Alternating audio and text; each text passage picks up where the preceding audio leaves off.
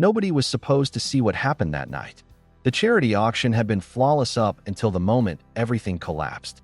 Crystal glasses clinked beneath chandeliers that dripped light like liquid gold, and the city's elite moved through the grand ballroom in designer suits and silk dresses, their laughter echoing off marble floors.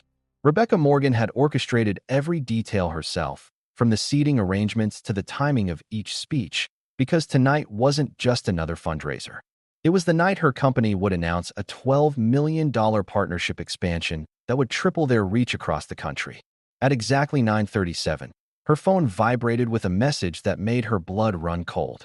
Partnership dissolved. Legal concerns. Expect statement within the hour.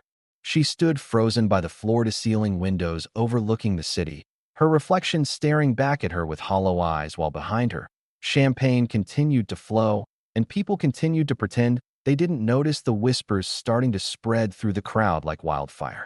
What Rebecca didn't know was that 3 floors below, in the service corridors where the Real work happened, Michael Torres was checking the backup generator logs when the building's head of security radioed him about a potential situation in the executive parking garage. Michael had worked the overnight maintenance shift for 6 years, long enough to know that when security called at this hour, it usually meant someone had locked their keys in their car or triggered a false alarm, nothing that required much more than a friendly smile and a spare key. But as he made his way through the dimly lit concrete structure, his flashlight cutting through shadows that seemed to move with purpose, he spotted something that made him stop in his tracks. A woman in an evening gown, barefoot and swaying dangerously close to the edge of the second-level ramp, her heels abandoned somewhere behind her and her phone clutched in one hand like a lifeline she'd already lost faith in. He recognized her instantly because everyone who worked in this building knew Rebecca Morgan, the CEO who never smiled, never thanked anyone, and had once fired an entire department over a missed deadline without batting an eye. Michael approached carefully, the way you might approach a wounded animal, his voice low and steady as he called out to her. "Miss Morgan, you okay?" She turned toward him with unfocused eyes, mascara smudged beneath them, and for a moment she looked like she was trying to place who he was, why someone in a maintenance uniform would dare speak to her. She opened her mouth, closed it again, then stumbled forward with such sudden momentum that Michael barely caught her before she hit the concrete. Her weight collapsed against him, champagne and perfume and something that smelled like defeat, and she mumbled something incoherent about cameras and reputation and how she just needed to disappear. Michael glanced up at the security camera mounted on the wall behind them, its red light blinking steadily, recording everything, and he made a decision in that split second that would change both of their lives forever. He positioned himself between Rebecca and the camera lens, shielding her face from view, and half-carried, half-guided her toward the exit ramp where he'd parked his truck earlier that evening. She protested weakly, something about getting herself home, about not needing help, but her legs weren't cooperating and Michael wasn't about to let his boss collapse in a parking garage where anyone could find her. He settled her into the passenger seat of his old pickup truck, the one with the cracked dashboard and the radio that only worked on AM stations, and she immediately curled into herself like she was trying to become invisible. Michael grabbed a water bottle from his lunch cooler in the back, the cheap plastic kind from the convenience store down the street, and set it in the cup holder beside her along with 2 aspirin he kept in his glove compartment for the headaches that came with double shifts. Then he did something he'd learned from his daughter, something simple but important. He pulled out the small notebook he always carried for work orders and repair notes, tore out a clean page, and wrote 5 words in his careful, blocky handwriting. "You're stronger than you think." He folded the note once, placed it on top of the water bottle where she'd see it later, and then he drove her home in complete silence, following the address she'd managed to slur out between moments of what looked like sleep but was probably just exhaustion. When they reached her building, one of those sleek high-rises with a doorman and security cameras in the lobby, Michael helped her to the elevator and made sure she got inside before he turned and walked back to his truck, leaving no trace of himself behind except that note and the memory of someone being kind when the world felt cruel. What Michael didn't know, what he couldn't have known as he drove back to work to finish his shift, was that the security footage had already been downloaded by someone with access to the system. Someone who saw an opportunity in that 12-second clip of a maintenance worker carrying the CEO to his truck. And as Rebecca collapsed into her bed, still wearing her evening gown, the note clutched in her hand like a prayer she'd forgotten how to say. Somewhere across the city, a file was being uploaded to a private server with a very specific buyer in mind. Morning came too fast, as it always does after the worst nights. And when Rebecca woke with a pounding headache and fragmented memories, the only thing she could clearly remember was the feeling of being caught by someone who didn't have to care. She looked down at the note in her hand, read those 5 words over and over until they started to mean something, and then she made a decision that would set everything in motion. She opened her laptop, accessed the building's employee database, and found the name Michael Torres, night shift maintenance supervisor. And in that moment, she realized that the man she'd reprimanded just last week for a delayed elevator repair was the same man who'd saved her from becoming tomorrow's headline. The sun rose higher. Traffic began to fill the streets below her window, and somewhere in the building's server room, that security footage continued to exist, waiting like a loaded gun for someone to pull the trigger. The knocking started at 7:43 in the morning, persistent and rhythmic, the kind of knock that said whoever was on the other side wasn't going anywhere until the door opened. Michael was sitting cross-legged on the living room floor with his daughter Emma, helping her practice tying her shoelaces for what felt like the 100th time that week, when the sound cut through their quiet morning routine. Emma looked up at him with those wide brown eyes that always seemed to see more than a 7-year-old should, her fingers frozen mid-loop on the pink laces of her sneakers. "Daddy, you expecting someone?" Michael shook his head, but something in his chest tightened because he had a strange feeling, the kind of intuition that came from years of waking up to emergencies and last-minute crises, that whoever was on the other side of that door was going to complicate his carefully structured life. He stood slowly, wiped his hands on his jeans out of habit even though they weren't dirty, and walked to the door with Emma trailing behind him like a curious shadow. When he pulled it open, Rebecca Morgan stood there in the morning light, and for a moment neither of them spoke, just stood there staring at each other like two people who'd survived the same shipwreck and weren't quite sure if they were relieved or terrified to see each other again. She looked completely different from the woman he'd helped into his truck 12 hours ago. No evening gown, no smudged makeup, no desperate confusion in her eyes. Instead, she wore dark jeans and a simple white button-down shirt with the sleeves rolled to her elbows, her hair pulled back in a neat ponytail that made her look younger somehow, more human. And in her hands, she carried a white paper bag from the bakery 2 blocks over that Michael sometimes treated Emma to on special occasions. "Good morning," Rebecca said, her voice steady but with an edge of uncertainty that suggested she'd rehearsed this moment several times on the drive over. Michael blinked, trying to reconcile this version of his boss with the one who'd once called an emergency meeting at 6 in the morning to yell at his entire team about a broken thermostat. "Miss Morgan," he started, then corrected himself quickly. "Rebecca, is everything okay?" She shifted her weight from one foot to the other, a gesture so uncharacteristically nervous that it made Michael realize just how much courage it must have taken for her to show up here. "I think so," she said. "Can I come in for a minute?" Emma appeared beside Michael's leg, peering around him with unfiltered curiosity, and before he could say anything, his daughter spoke up in that clear, matter-of-fact voice she used when stating obvious truths. "You were at our house last night. You smelled like wine, and you were crying in your sleep on the couch." Michael felt his face flush hot with embarrassment, but Rebecca didn't flinch, didn't retreat into the cold executive persona he'd expected. Instead, she crouched down slightly, bringing herself to Emma's eye level with a gentleness that seemed to surprise her as much as it surprised Michael. "You're right," Rebecca said softly, "and I'm sorry you had to see that. Adults have bad days too sometimes, and last night was one of mine." Emma studied her for a long moment, then shrugged with the casual wisdom of a child who'd already seen enough of life's messy edges to know that grown-ups weren't as put together as they pretended to be. "It's okay," Emma said. "Daddy says everyone needs help sometimes, even people who think they don't."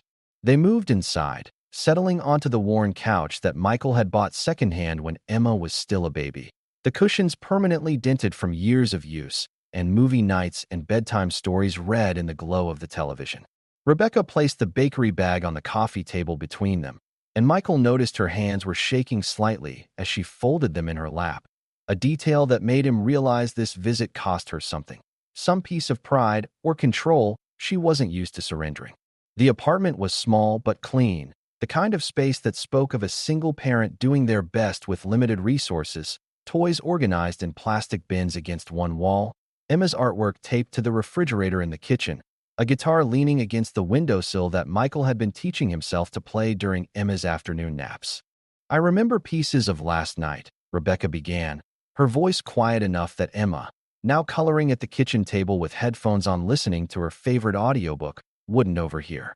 Not everything, but enough to know that you helped me when you absolutely didn't have to, especially after I was so harsh to you about that elevator situation last week.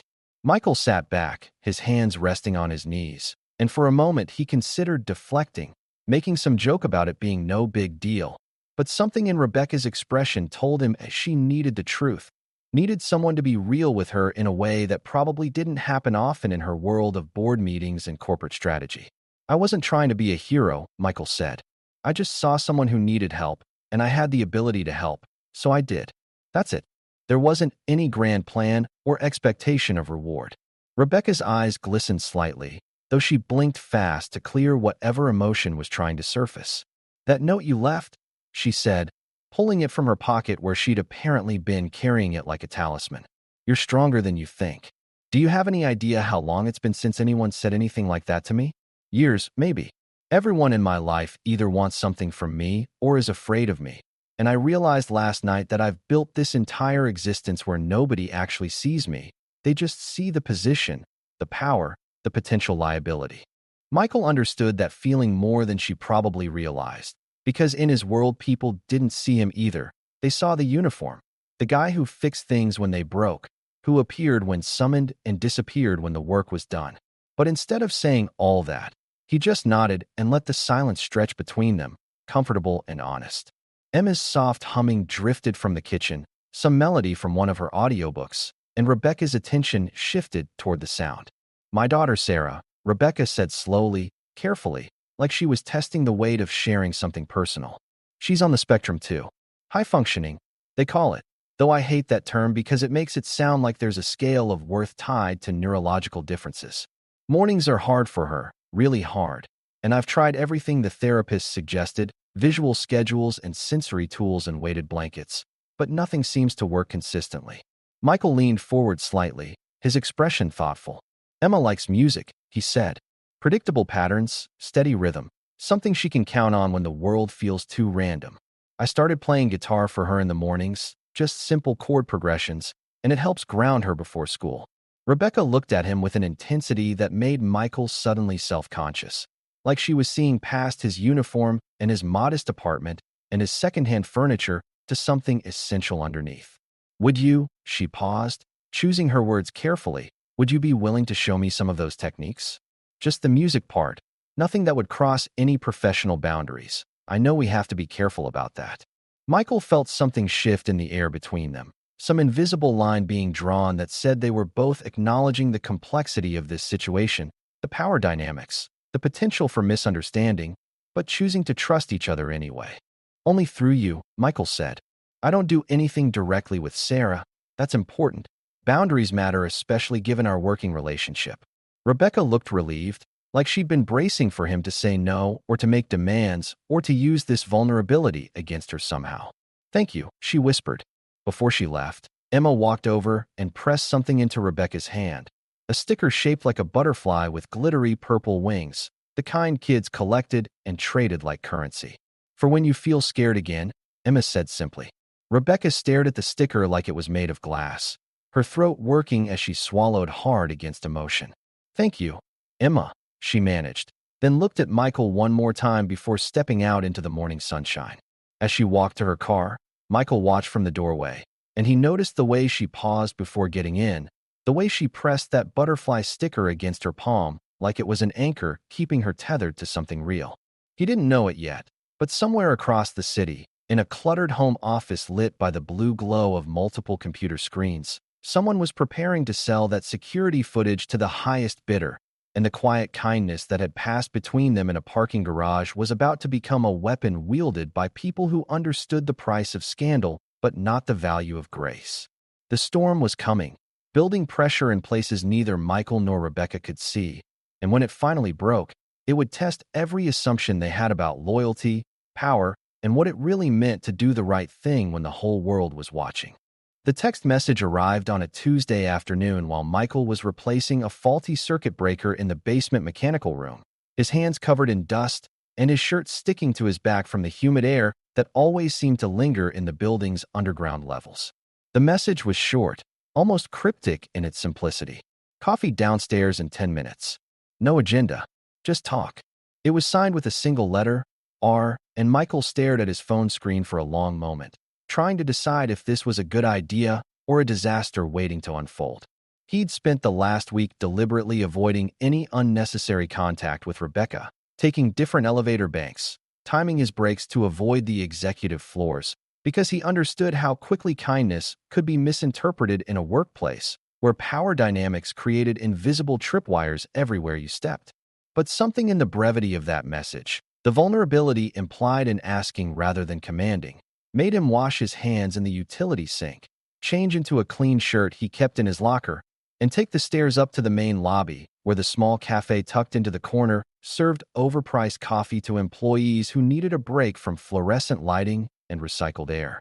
Rebecca was already there when he arrived, sitting at a table positioned just far enough from the main traffic flow to offer privacy, without seeming deliberately hidden, and she'd already ordered 2 coffees that sat steaming between empty chairs. She looked up when Michael approached, and there was something different in her expression, some softness around her eyes that hadn't been there in any of their previous professional interactions. "I wasn't sure you'd come," she said as he sat down, sliding one of the coffee cups toward him. "I wasn't sure you really meant it," Michael replied honestly, wrapping his hands around the warm ceramic because it gave him something to do with the nervous energy suddenly coursing through him. Rebecca smiled, just a small quirk of her lips that transformed her entire face. "I guessed black, no sugar," she said, nodding toward his coffee. "You guessed right," Michael confirmed, taking a sip that burned slightly on the way down but tasted better than the instant coffee he usually made in the break room at 2 in the morning. They sat in silence for a moment, not the awkward kind that demanded filling, but the comfortable sort that happened between people who'd already seen each other at their worst and decided it didn't matter. Then Rebecca leaned forward slightly, her elbows on the table, and started talking in a way that made it clear she'd been thinking about this conversation for days. "I've been noticing things," she said, "things about this building that I never paid attention to before, like how the HVAC system hums at a frequency that most people tune out, but that must be absolutely overwhelming for someone with sensory processing differences, or how the elevator dings are just sharp enough to make you flinch if you're not expecting them. All these tiny assaults on the nervous system that we design into our spaces without even thinking about who they might be hurting." Michael set his coffee down carefully, his full attention on Rebecca now, because this was clearly leading somewhere important. "You're not wrong," he said. "I've worked overnight maintenance for 6 years, and you hear things in the quiet that get drowned out during the day. All the mechanical sounds and electrical frequencies and environmental noise that most people never register consciously, but that their bodies react to anyway." Rebecca nodded, pulling out her phone and opening a document that she turned to show him. "I want to pilot a sensory-friendly building initiative," she said, her voice taking on the focused intensity of someone presenting a business proposal. "But I need input from someone who actually understands the physical plant, who knows where the problems are and how we might fix them without requiring a complete architectural overhaul. This is where you come in, if you're willing, because I can have all the vendor data and acoustic analysis reports in the world, but they won't tell me what you know from living in this building's bones for 6 years." Michael scanned the document, seeing terms like frequency modulation and ambient noise reduction and environmental accommodation protocols, all the corporate language wrapped around an idea that was actually genuinely good. "You want my opinion?" he said, looking up at her with something like surprise. "I want your expertise," Rebecca corrected firmly. "You've spent more time in the parts of this building that no one else sees than anyone on the executive team, and you've been observing and adapting and solving problems that we don't even know exist because they happen at 3 in the morning when no one important is around to notice." The way she said important carried a weight that suggested she was including herself in that category of people who'd been blind to essential things, and Michael felt something shift in how he perceived her.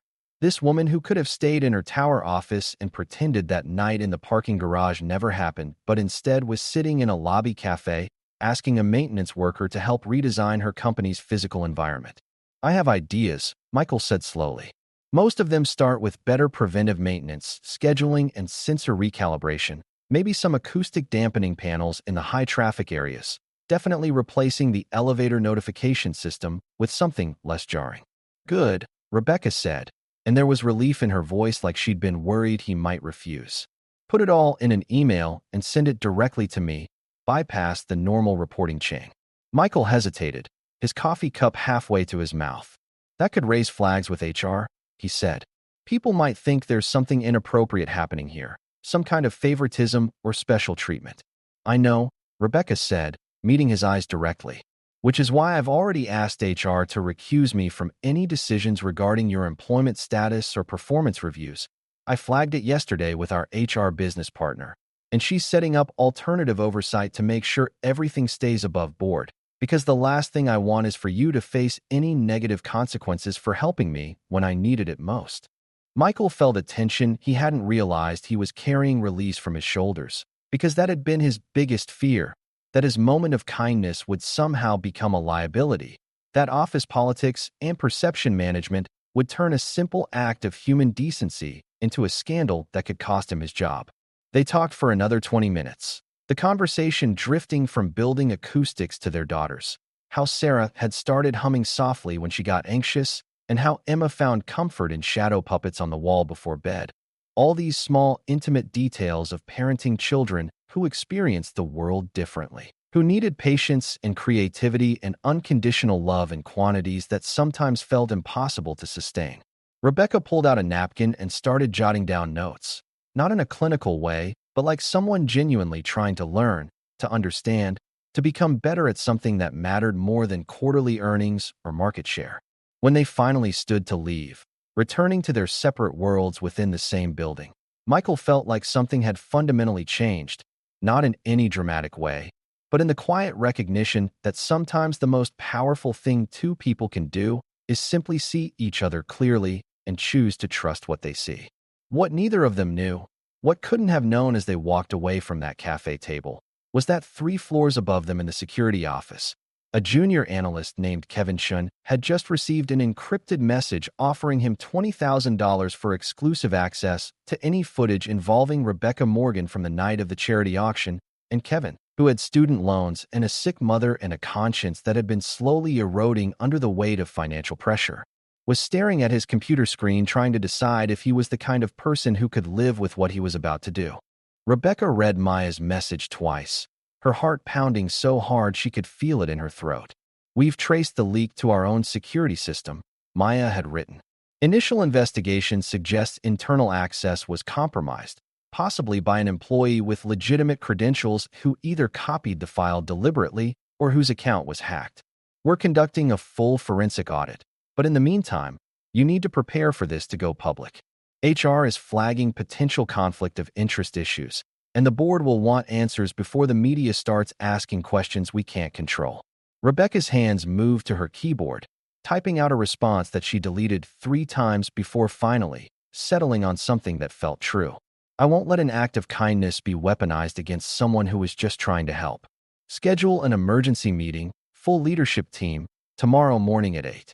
We handle this head-on, with facts and transparency, not fear and damage control. She hit send before she could second-guess herself, then sat back in her chair staring at the ceiling and wondering how something so simple, so human, had become so catastrophically complicated. Across the city, in his small apartment where the walls were thin enough to hear neighbors arguing and the streetlights cast orange shadows through partially closed blinds, Michael was reading the same story unfolding in real time on his phone, except he was seeing it from the other side. From the comment sections and speculation threads where strangers who knew nothing about him or Rebecca were constructing elaborate narratives about corruption and favoritism and abuse of power.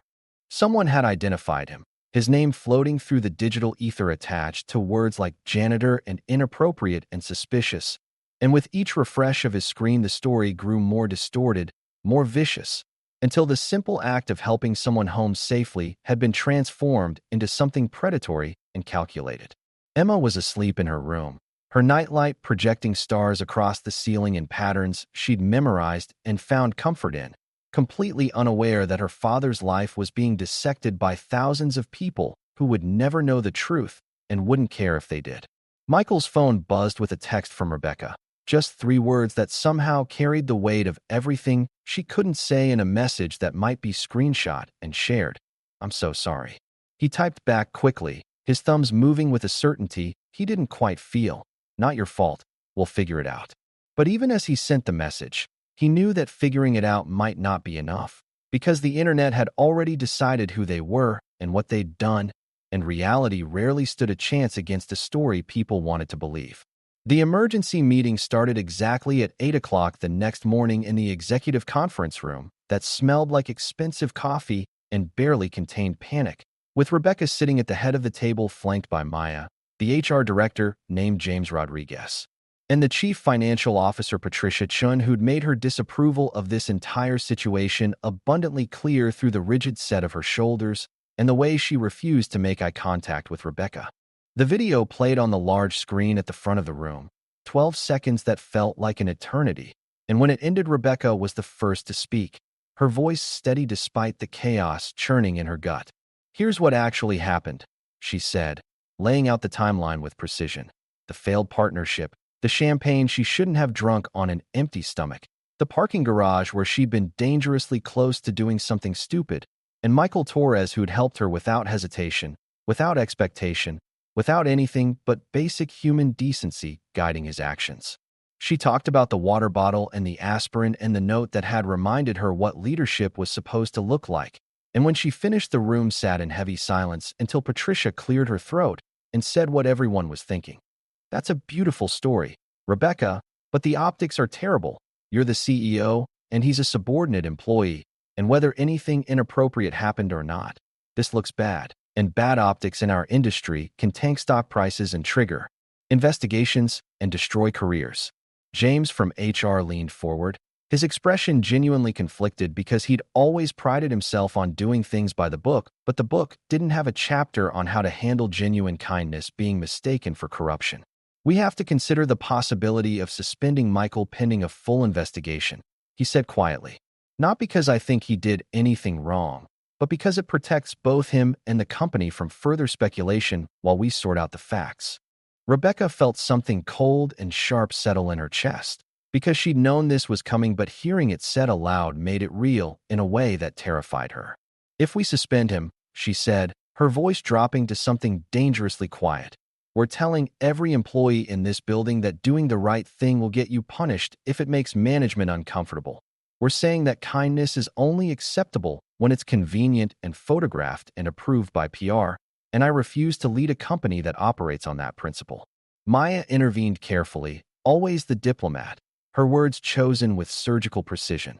"What if we don't suspend him, but we do put some distance between you two? No direct contact, no shared projects. Everything goes through proper channels with documentation. That way we show we're taking the concerns seriously without punishing someone who hasn't actually violated any policies." The debate continued for another 40 minutes, voices rising and falling, legal precedents cited and dismissed, until finally Rebecca stood up with enough force that her chair rolled backward and hit the wall. "I'm calling a board meeting," she announced. "Full disclosure, full transparency. We present everything we know and let them decide. But I won't make this decision in a room where fear is driving the conversation instead of facts." She walked out before anyone could respond, her heels clicking against the marble floor in a rhythm that sounded like determination or maybe desperation. She couldn't quite tell the difference anymore. Michael got the call from HR at 2:30 that afternoon, James Rodriguez's voice apologetic but firm as he explained that an informal inquiry was being opened. Nothing disciplinary yet, just questions that needed answering and context that needed documenting. Michael agreed to come in the next morning, his voice steady even as his hands shook, because he'd known this was coming too, had felt it building like pressure before a storm. That night he sat at his kitchen table with a blank piece of paper in front of him, and he wrote out everything he remembered from that night. Every detail, every decision, every moment of doubt and certainty, because if they were going to investigate him, then they'd get the truth. complete and unvarnished and impossible to misinterpret. Emma wandered out of her room around 9, trailing her blanket behind her and rubbing sleep from her eyes. "Daddy, why do you look sad?" she asked, climbing into his lap with the unconscious trust of a child who still believed her father could fix anything. Michael wrapped his arms around her and breathed in the smell of her strawberry shampoo, trying to find words that would be honest without being scary. "Sometimes grown-ups have to deal with complicated problems," he said softly. "Problems where doing the right thing makes some people upset, and I'm working on fixing one of those problems right now." Emma thought about this for a moment, then reached up and patted his cheek with one small hand. "You're good at fixing things," she said confidently. "You'll fix this too." Michael held her close and hoped desperately that she was right. Even as somewhere across the city the vultures continued to circle, waiting for blood. The board meeting convened at 9 o'clock on a gray Monday morning in a conference room that felt more like a courtroom, with 15 faces arranged around a massive table that gleamed under recessed lighting designed to eliminate shadows and excuses. Rebecca sat at one end with Maya and James flanking her like reluctant soldiers, while at the other end board chairwoman Helen Nakamura watched everything with the calculating patience of someone who'd survived 3 corporate scandals and knew exactly how these things usually ended. The air conditioning hummed at a frequency that made Rebecca's teeth ache, and she found herself thinking about Michael's proposal for sensory-friendly modifications. How even in this moment of crisis her brain was cataloging problems she could fix if she survived long enough to try. Helen opened the meeting with clinical efficiency, her voice carrying the weight of decades spent navigating corporate politics and shareholder expectations. "We're here to review allegations of improper conduct between CEO Rebecca Morgan and maintenance supervisor Michael Torres, to examine the security breach that exposed this situation, and to determine appropriate action that protects both our employees and our institutional integrity. Let's start with the facts. Ms. Morgan, would you like to present your account of events?" Rebecca stood, not because she had to, but because sitting felt like surrender, and she walked to the front of the room where a screen displayed the now infamous 12 seconds of footage frozen on the image of Michael carrying her toward his truck.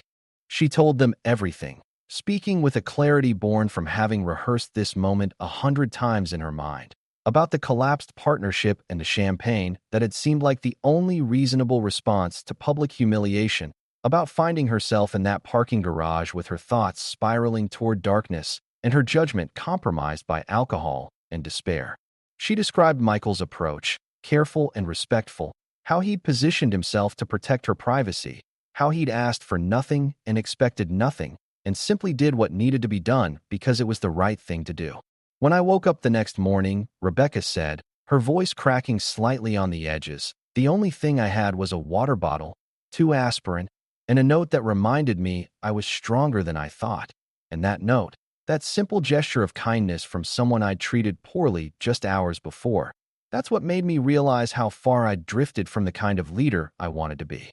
She pulled the actual note from her jacket pocket, the paper worn soft from being carried everywhere, and held it up for the board to see. "This isn't about romance or favoritism or any of the narratives being constructed online," she continued. "This is about what happens when we build workplaces where power creates such distance between people that basic human decency becomes suspicious, where kindness gets punished because it doesn't fit neatly into our org charts and protocols." Helen raised one hand, stopping Rebecca mid-sentence with a gesture that managed to be both respectful and absolute. "We appreciate your candor, Ms. Morgan, but the board's concern isn't about your personal growth journey. It's about liability and precedent. Because if we allow this situation to pass without consequence, what message does that send about boundaries and professional conduct?" Patricia Chun, the CFO who'd been sharpening her knives since this story broke, leaned forward with barely concealed satisfaction. "I've prepared a risk assessment that shows 3 potential paths forward," and she clicked a remote that brought up a slide deck filled with charts and probability matrices. "Path 1. Terminate Mr. Torres immediately with a settlement package that includes a confidentiality agreement, clean break, minimal ongoing exposure. Path 2. Accept Ms. Morgan's resignation to restore stakeholder confidence and bring in external leadership untainted by this situation. Path 3. And here her voice dripped with skepticism. We do nothing disciplinary, but implement such stringent oversight and separation protocols that we effectively neuter any accusation of impropriety while making everyone's lives miserable for the foreseeable future. The room erupted into competing voices, board members arguing over fiduciary duty and moral responsibility and what the shareholders would tolerate, until Maya stood and her presence commanded enough attention that the noise gradually subsided into tense silence. "We're missing something critical here," Maya said, pulling up a new document on the screen. "Our forensic investigation into the security breach has revealed that the footage was stolen by Kevin Chun, a junior security analyst who sold access credentials to an external party for $20,000. We have the wire transfer records and chat logs to prove it. And while Kevin has been terminated and we're pursuing legal action, the point is that Mr. Torres didn't leak this footage, didn't profit from it, didn't do anything except exist in a video that someone else weaponized for financial gain." She let that sink in before continuing. "So if we punish him now, after he cooperated fully with our investigation, after he provided documentation proving he took every reasonable step to protect Ms. Morgan's privacy and dignity, we're not protecting the company. We're participating in the same kind of exploitation that created this mess in the first place." James from HR stood next, his normally calm demeanor showing cracks of frustration. "I've reviewed every policy we have around professional conduct and conflict of interest, and the truth is that Mr. Torres didn't violate a single one. He didn't engage in any romantic or sexual contact, didn't leverage this situation for advancement or special treatment, and didn't breach any confidentiality agreements. In fact, the only policy violation we can definitively prove is Ms. Morgan's for getting intoxicated at a company event, and even that's questionable since the event was technically over and she was on personal time." The debate raged for another 90 minutes. Legal precedents cited and dismissed, comparable situations analyzed for lessons that didn't quite fit, until finally Helen called for a vote on each proposed path, and the room fell into the kind of silence that precedes irreversible decisions. Path 1. Termination of Michael Torres. Show of hands supporting this action, Helen commanded, and 3 hands rose hesitantly, Patricia's immediately and 2 others after uncomfortable pauses. Path 2. Resignation of Rebecca Morgan. Helen continued, and this time 5 hands went up, slightly more than Rebecca had feared but fewer than Patricia had probably hoped for. Path 3. Formal documentation and oversight protocols with no termination or resignation, Helen said, and 7 hands rose, including Helen's own, the majority that would allow them all to survive this moment without destroying someone's livelihood or career. Helen made a note on her tablet, then looked up with an expression that might have been approval or might have been exhaustion. "The board has decided to implement enhanced oversight and separation protocols while retaining both Ms. Morgan and Mr. Torres in their current roles. We will issue a public statement acknowledging that an internal investigation found no policy violations, but that we're strengthening our systems to prevent future security breaches and clarify boundaries around employee interactions." She paused, looking directly at Rebecca.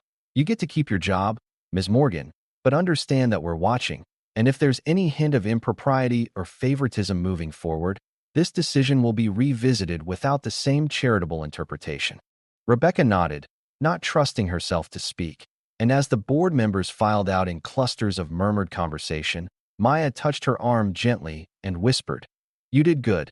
You stood up for something that mattered, and that's rare enough to be worth celebrating even if it doesn't feel like a victory right now." But it didn't feel like a victory to Rebecca as she walked back to her office. Past employees who quickly looked away or studied their phones with sudden intensity, because she knew the internet didn't care about board votes or forensic investigations. The story had already been written and distributed and believed by millions of people who would never see the correction or the context. Michael got the news via email at 3:15, a terse message from James explaining the board's decision and outlining the new protocols that would govern any interaction between him and Rebecca. Everything documented, everything witnessed, everything filtered through layers of bureaucracy designed to prevent even the appearance of impropriety. He read it twice, then set his phone down and returned to fixing a broken water heater on the 14th floor because the building didn't stop needing maintenance just because his life had become a cautionary tale about the dangers of giving a damn. That evening, as darkness settled over the city like a held breath, Rebecca sat in her car outside Michael's apartment building for the second time, except this time she didn't get out, didn't knock on his door, didn't do anything except watch the light in his window and wonder if kindness always came with this kind of price, or if maybe, just maybe, surviving the cost was what made it valuable in the first place. 3 months passed like water wearing away stone, slowly and relentlessly reshaping everything it touched until the landscape looked completely different from where it had started. The Quiet Kindness Initiative, as it had officially been named, started with a single cork board mounted in the back hallway near the loading docks, a simple wooden frame with a handwritten sign that said, "Leave a note, no names, just gratitude." Within a week, that board was covered with small folded papers in every color.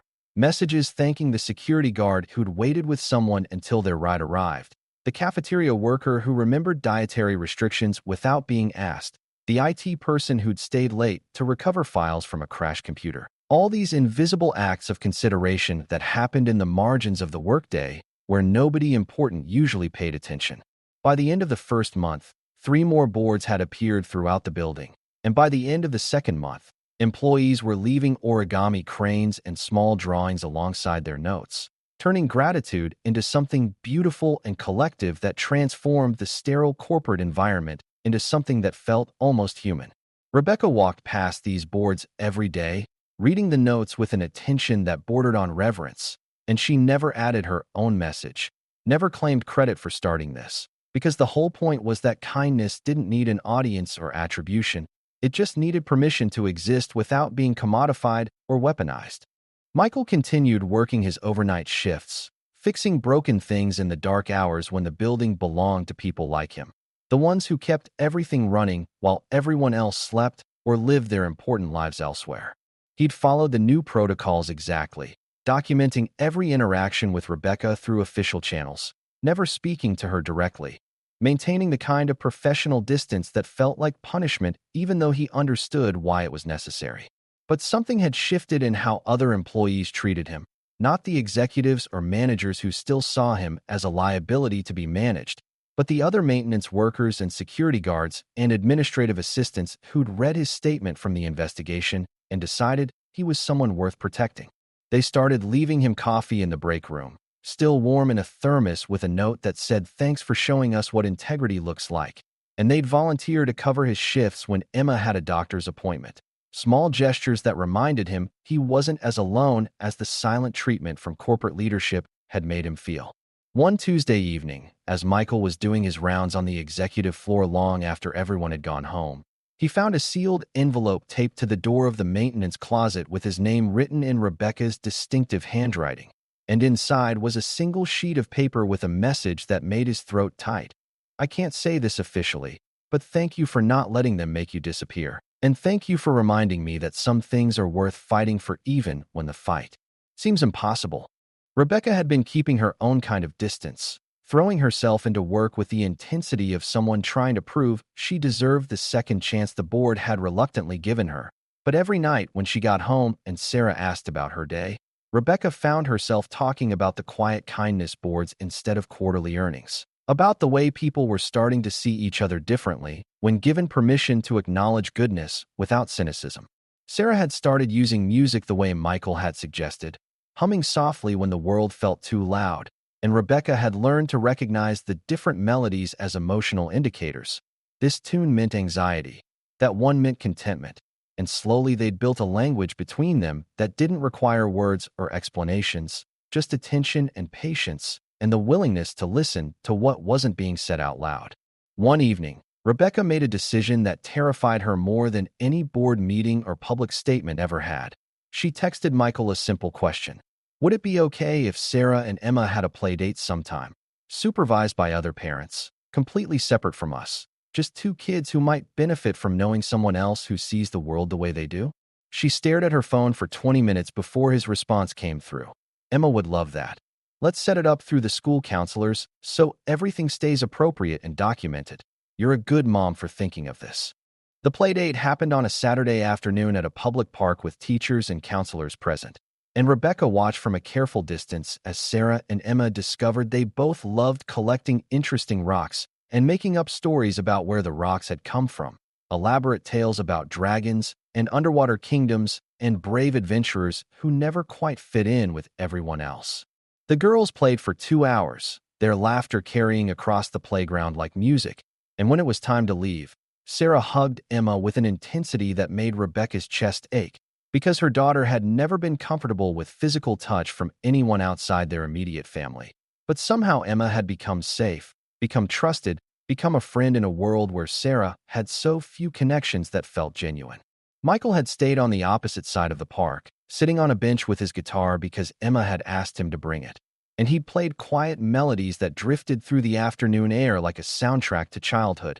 And Rebecca had found herself walking over during the last 15 minutes, maintaining that careful distance but unable to stay away when the music pulled at something deep inside her that had been locked away for too long. They didn't talk much, just sat on benches 20 feet apart watching their daughters play. But the silence between them felt different now, less like punishment and more like patience. Like they were both waiting for permission to acknowledge that the connection between them was real, even if it could never be simple.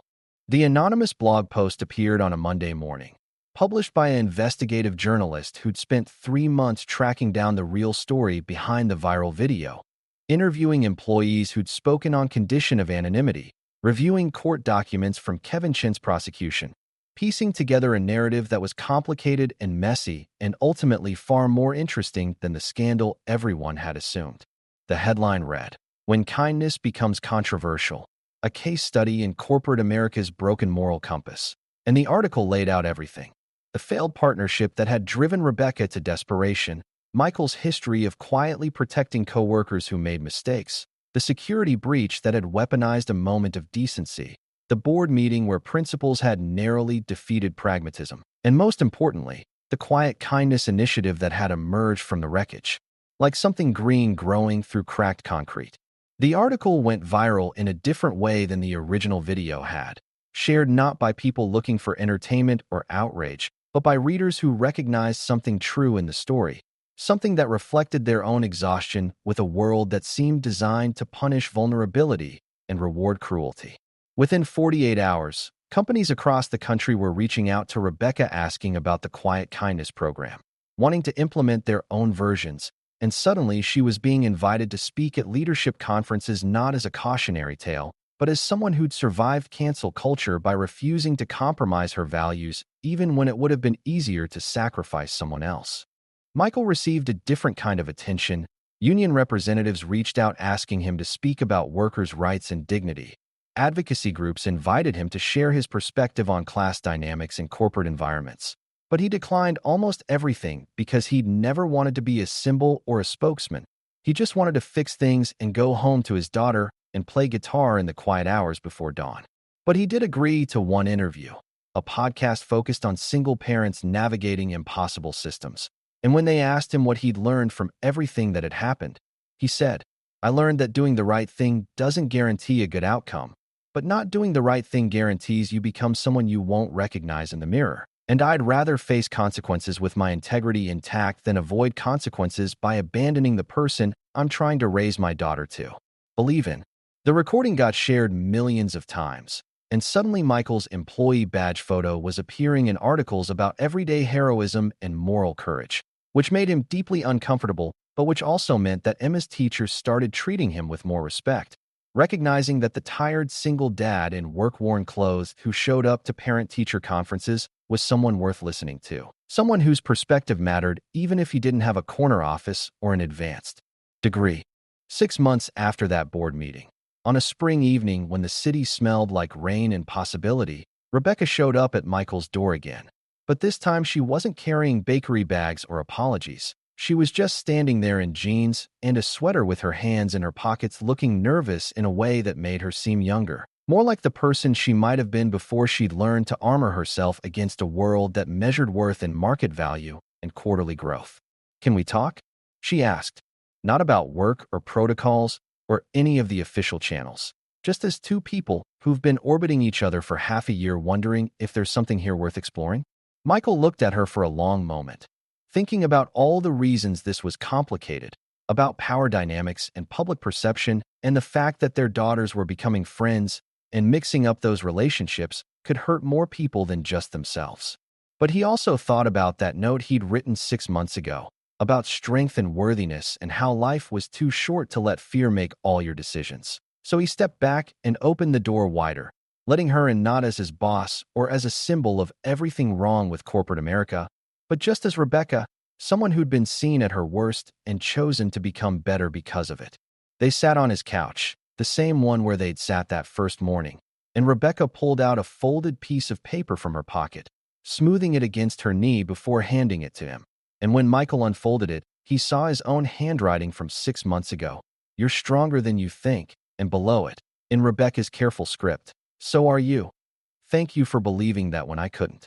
They talked for hours that night, about their daughters and their fears and the impossible navigation required to be both honest and careful, both vulnerable and protected.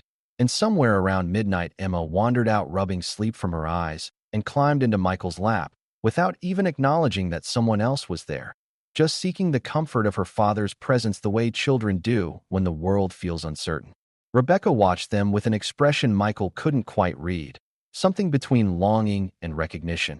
And when Emma finally drifted back to sleep and Michael carried her to bed, Rebecca was still sitting on the couch when he returned, looking at the guitar propped against the wall, like she was trying to understand its significance, trying to decode the language of this life so different from her own.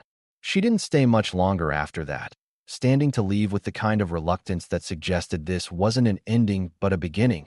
And before she stepped out into the night, she turned back and said quietly, "I don't know what this is or what it becomes, but I know I'm tired of pretending that connection is dangerous just because it's unexpected. So maybe we figure this out together, slowly and carefully, and with all the complications acknowledged, because I think you're someone worth knowing beyond the crisis that brought us together." Michael nodded, unable to find words adequate to the moment, and he watched her walk to her car through the window, watched her pause before getting in to look back at his apartment one more time. And he wondered if maybe kindness wasn't just about helping someone in their darkest moment, but about having the courage to let that moment be the beginning of something neither of them had known they needed. Something quiet and true and worth protecting against a world that would always be eager to misunderstand it. Worth building even when the foundation was complicated and the blueprint hadn't been written yet. Because some things, the most important things, required faith more than certainty. And maybe that was the real lesson hidden in 12 seconds of grainy footage and 6 months of survival. That being seen, truly seen, by another person was both terrifying and essential, both dangerous and necessary. Both the thing that could destroy you and the thing that might finally let you become whole.